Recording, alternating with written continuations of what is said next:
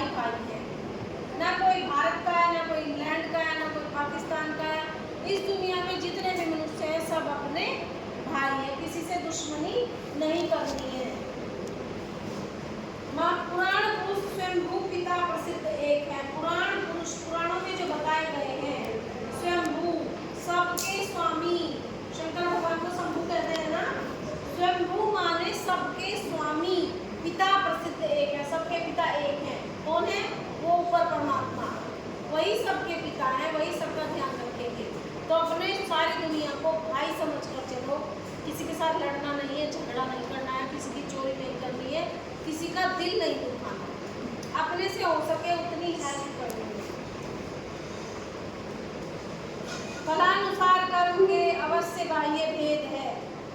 बस जैसे हमारे कर्म है, फलानुसार कर्म के जैसे कर्म करेंगे ऐसा हमें फल मिलता है, इसलिए भेद है। ये बहुत अमीर है, ये बहुत गरीब है, वो बहुत सुंदर है, उसकी एक आँख खराब हो गई है, किसी का एक हाथ कट गया है, ये सब हमें अपने कर्मों के अनुसार फल मिले।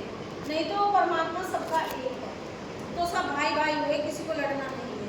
लेकिन जो भिन्नता है इसमें उन्होंने कहा है कि बाह्य भेद, बाह्य भेद यही होते हैं, बाहर की भिन्नता। बाहर की भिन्नता क्या है?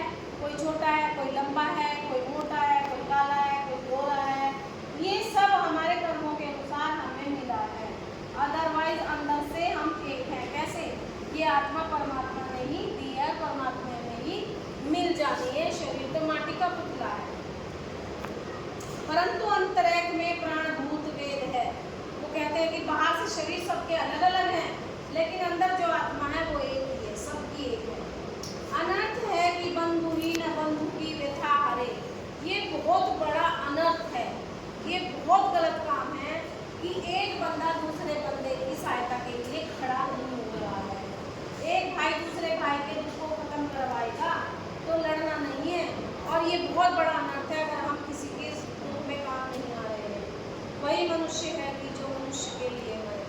आप लोग तभी मनुष्य कहलाने लायक है जब आप मनुष्यता का काम करेंगे, दूसरों की हेल्प करेंगे। बस